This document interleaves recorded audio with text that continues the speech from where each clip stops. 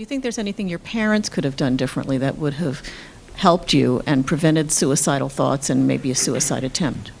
Yeah, that's the scary thing about the story is you look at my parents and what they did, and they did everything you could imagine as parents dealing, and coping with their son who has depression. Now, when the suicide attempt happened, my dad didn't blame himself or my mom because they know they did everything possible. My mom suffers from anxiety disorder, and she blamed herself automatically. Being a mother, she just took on that responsibility. But honestly, my parents did everything that you can to support your child. They took me to therapy sessions. We would sit down and have family therapy sessions sometimes, made sure I was getting my medicine. They didn't check to make sure I was taking my medicine every day, which sometimes I wouldn't. Sometimes I would go 2 or 3 weeks without taking my medicine.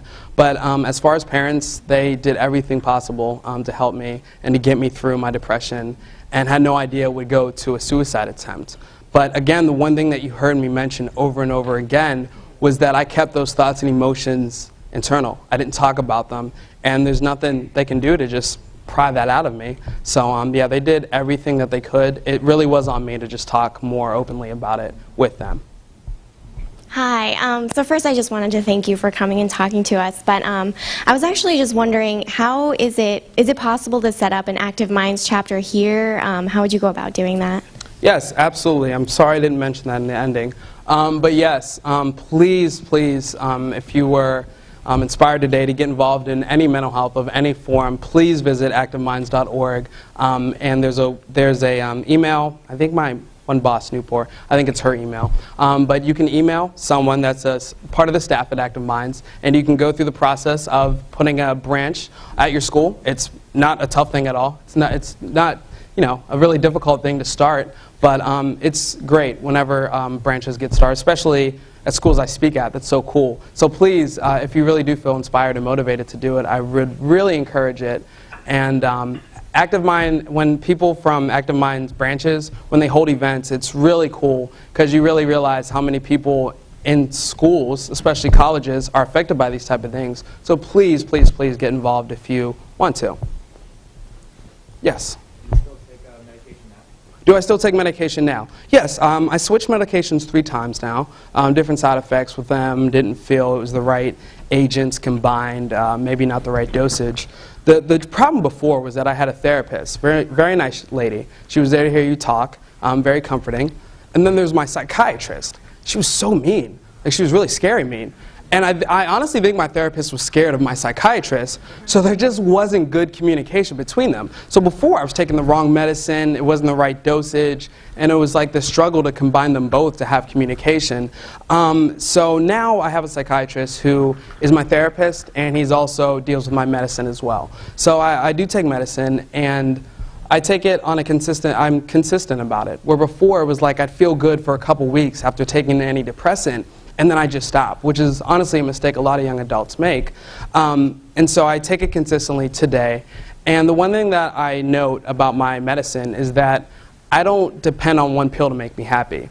But with my depression, it's hard for me sometimes to get up on time. It's hard for me to have motivation to do the things that make me happy. So I do use my antidepressant to give me that energy, to do the things that I love, like driving around with loud music, like being able to golf, doing anything possible. So that's how I look at my medicine, is that jump start to get me through the day.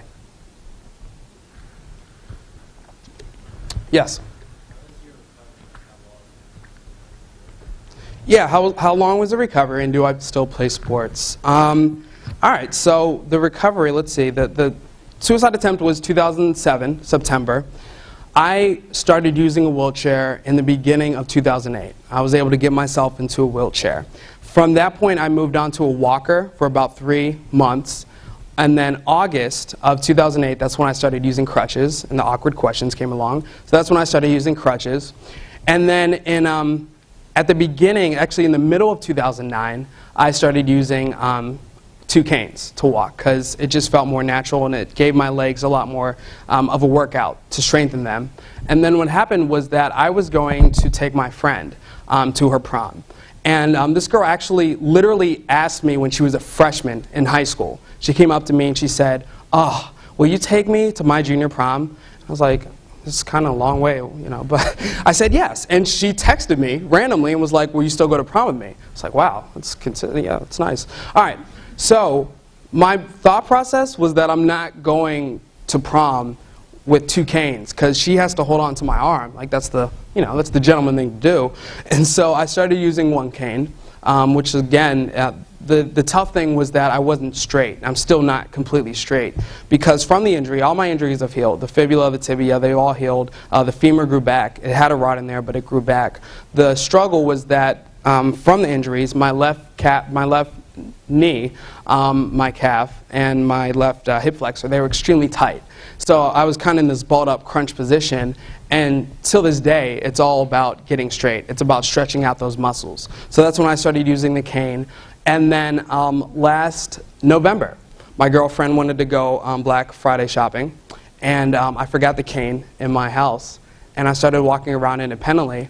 And with her, she goes to like so many stores that it was like a marathon, especially when King of Prussia has the second biggest mall in the country. Yeah, that was tough. But some of the best things come from accidents. And I forgot it was an accident that I left my cane at home, and I started walking around. I was like, oh, I can do this. And so I've been walking independent since then. And yeah, it's a great feeling. I can golf.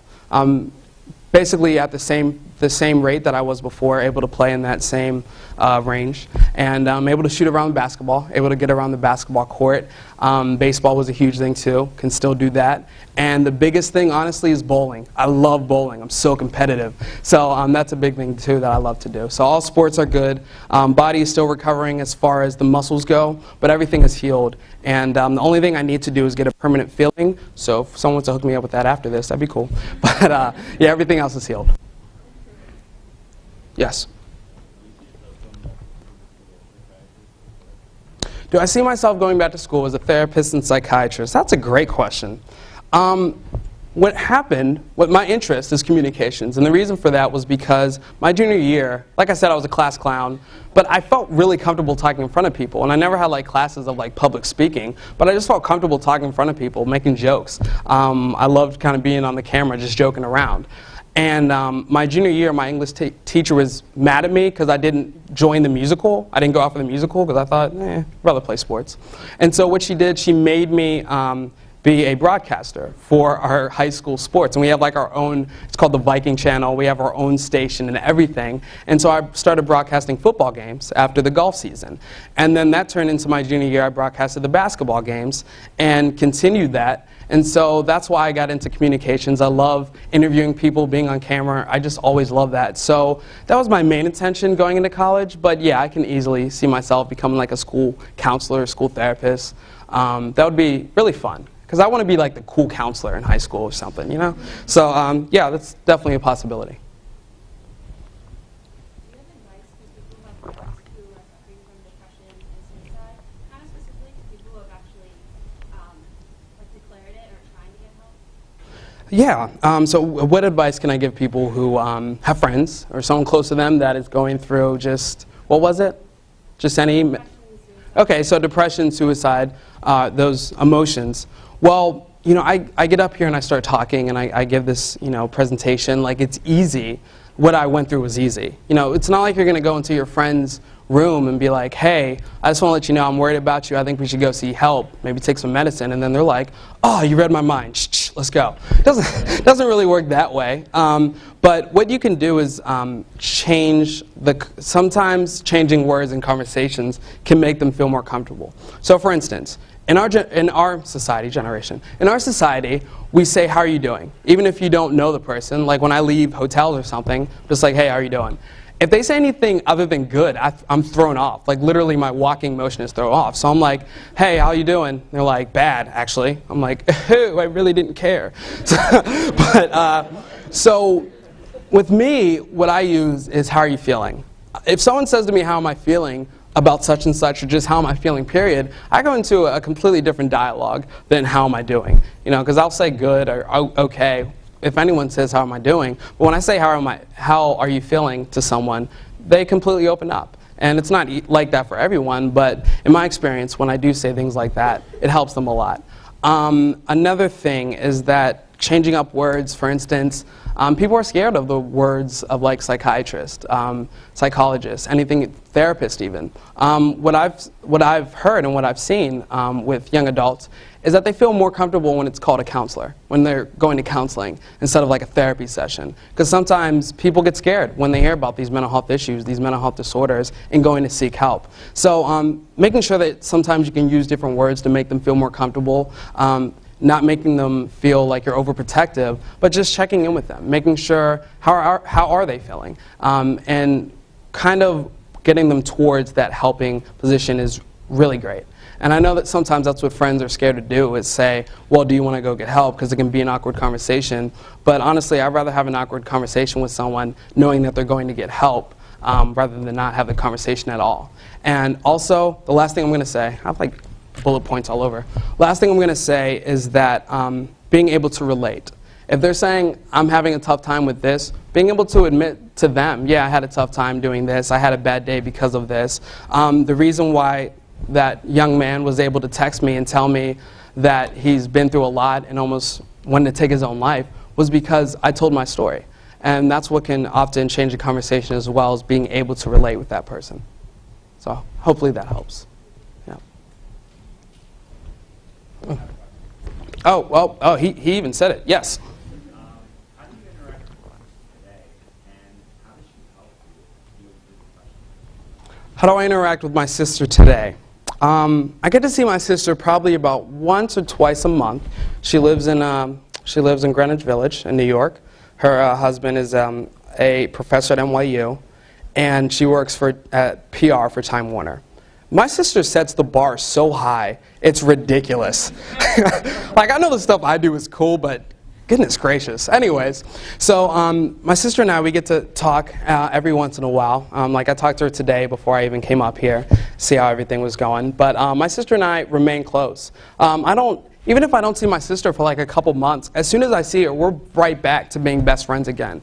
And that's how we're always going to be, is that I can talk to my sister about anything, because she knows me so well and how I deal with things emotionally and mentally. My sister was the first person to notice that I was depressed when I would be up at 2 in the morning just with the lights off, just with my head down. And she would notice. She would take me out. She would drive me around, make sure everything was okay, talk to me. My sister, honestly, she did so many things to help me along this way.